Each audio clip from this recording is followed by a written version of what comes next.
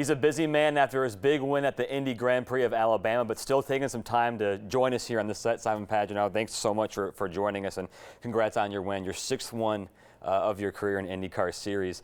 2 in a row you've won now after not winning one last year. Surprised that you've won 2 out of 4?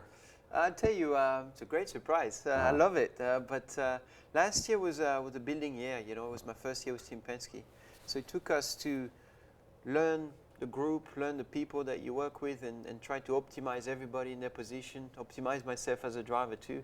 And it's paying off this year. So I hope we can do the hat trick next. But in racing, it's always about what's next. And right now, it's just a dream, really. I guess a lot of sports are like that. Year one with a new staff, a new brand like Penske, difficult. Why was it difficult, and why is it so different from today and yesterday? It's, you know, Team Penske is a big organization. It's the biggest team in America in IndyCar racing, and the most successful team there's been in America, probably one of the most successful in the world. So obviously I went from a smaller team, Schmidt-Peterson Motorsport, which was a great team, but it's a very different environment. And Roger Penske fielded a 4th car for me, for us I should say, and it was all about, you know, getting everybody on the same spirit. And I think that's the main difference with today.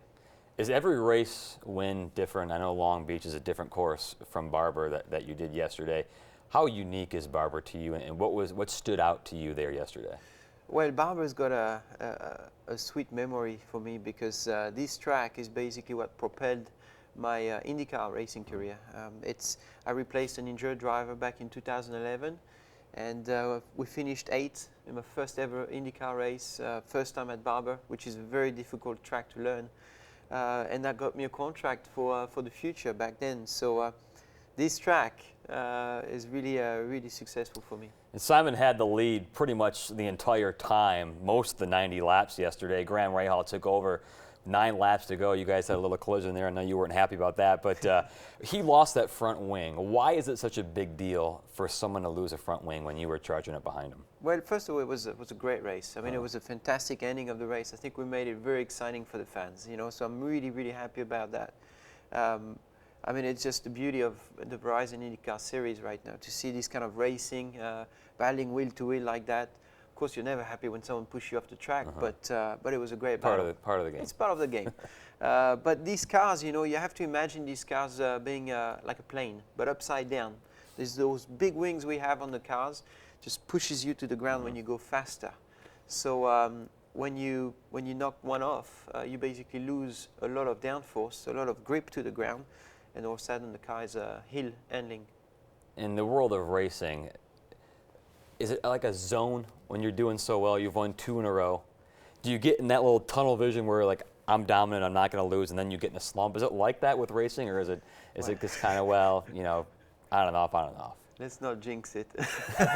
Let's just say that, yeah, it feels great right now. We're definitely in a zone.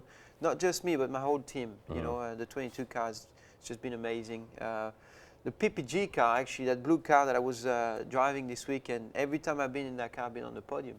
So so it's quite amazing. But you know, I think we're just doing everything right. We just understand how to make it work, and we just need to keep focus. You know, it doesn't matter if we're leading the championship or not. All I want to do is, when we have bad days, finish in the top 5, and that will help for the championship. Barber had a record of attendance for fans the weekend. Could you tell?